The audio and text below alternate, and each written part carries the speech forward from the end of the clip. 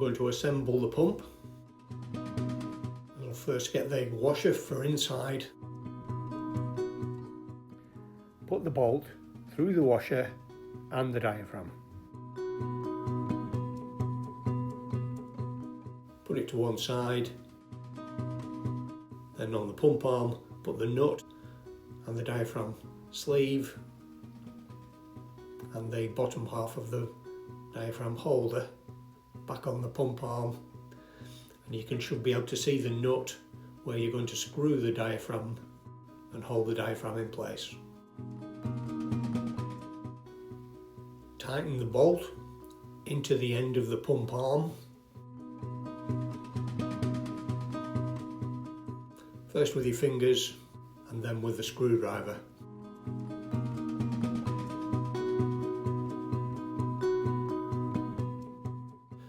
Wriggle the diaphragm from left to right to make sure that the notches are lined up with the pump arm. When they are, tighten it up.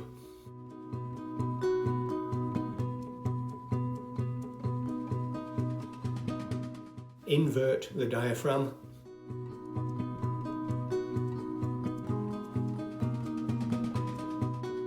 Next we put the valves into the pump housing. Firstly, we put the outlet valve into the centre of the pump housing. This takes the liquid out of the pump into the air chamber to create the pressure. Next we fit the inlet valve, which takes the liquid out of the tank and into the pump.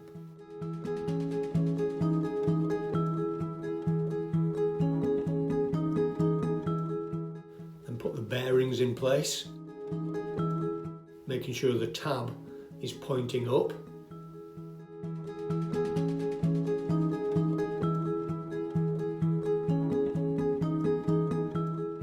So that you can slide the pump arm into the right place.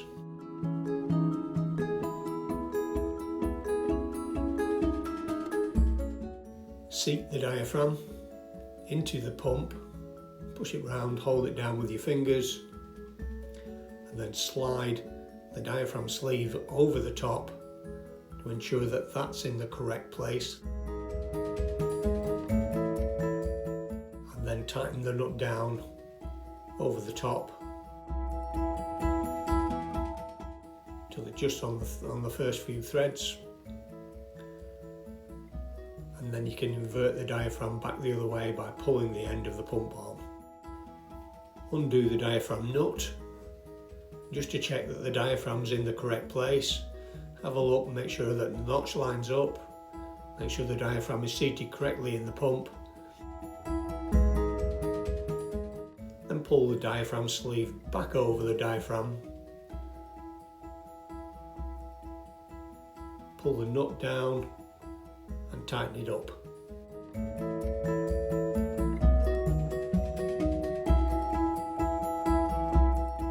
Now we need to attach the spring. Put the hook of the spring through the round hole and up through the oblong hole.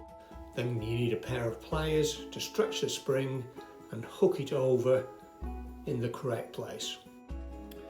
Slide the pump cover over the spring and through the notches into the correct place. You look at the top of the pump. You've got two circles. Both need silicone grease, one for the tank and one for the air chamber.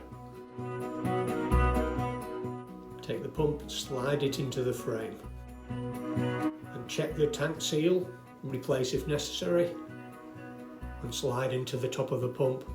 Wriggle on either side of the shoulder of the tank till it sits into the pump.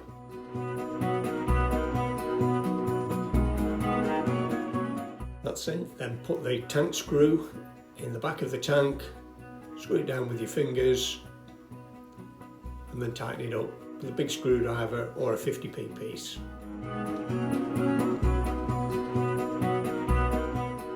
Now we put the air chamber in. Check the O-ring on the end of the air chamber, replace if necessary, and give it a coating of silicone grease so it screws into the pump.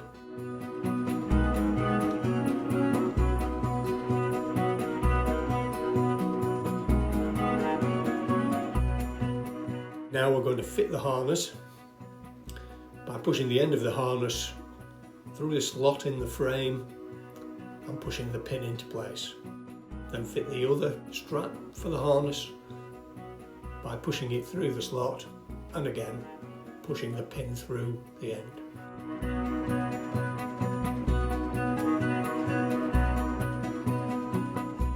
Put the bottom end of the strap through the slot in the base of the frame and again put the pin through to hold it in place.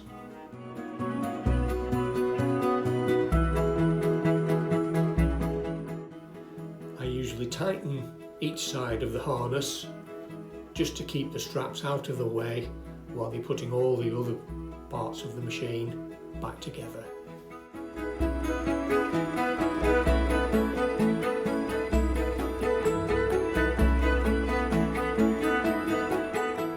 Slide in the operating lever sleeve. This can go on either side of the frame, depends whether you're a right-hander or a left-hander. And then slide the operating lever in through the sleeve and through the pump. Then put the R-clip through the hole in the end of the lever to hold it in place.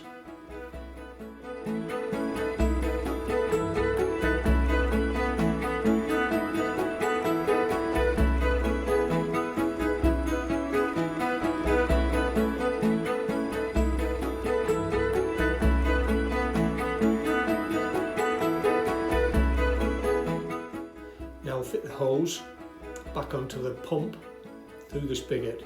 Sometimes you might need some hot water to soften the pipe so that it fits appropriately, and then screw the cap till it's tight.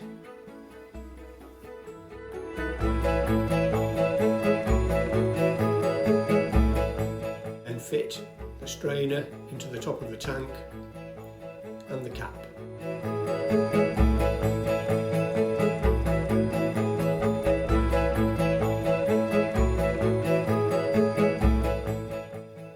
Putting it back together, check the condition of the O-ring and the filter inside the trigger by undoing the cap.